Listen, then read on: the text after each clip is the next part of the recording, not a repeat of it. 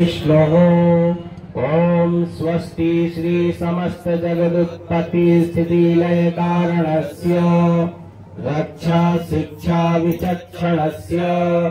प्रणत पारिजातस्य अशेष पराक्रमस्य श्रीमद अनंत वीर्यस्यादि नारायणस्य अचिन्त्यापरमित शक्त्या ध्रियमाणानां महाजलौघमध्ये परिभ्रमताम् अनेककोटि ब्रह्माण्डानाम् एकत्तमे अव्यक्तमहादहंकार पृथिव्यप्तेजो वायव्याकाश वर्णैरावृते अस्मिन् महति ब्रह्माण्डखण्डे आधार शक्ति श्रीमदादिवाराः कष्टांग्र विराजिते कूर्म अनंत वासुकी तक्षक पुलिक करकोटक पद्म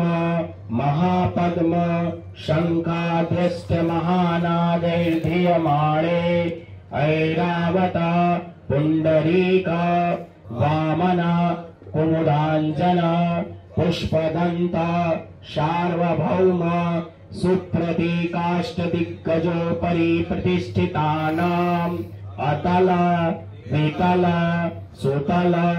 तलातल रसातल महातल पाताल लोकाना उपरि भागे पुण्यक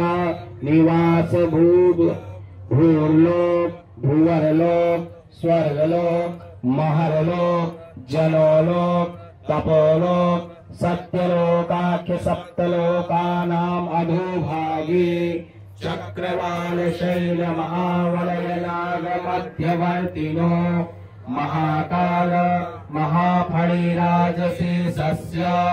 सहस्रफला मणिमण्डल मंडिते दिगदंत सुंदरदंडोत्तंडिते अमरावती शोकवती भोगवती सिंधवती गांधर्ववती कांची अवंतलतावती यशोवती पुण्यपुरी प्रतिष्ठिते लोकाचलवलयिते लवणेक्षु सुरा सर्पितदीचिरोदकार्णवृते यम्बो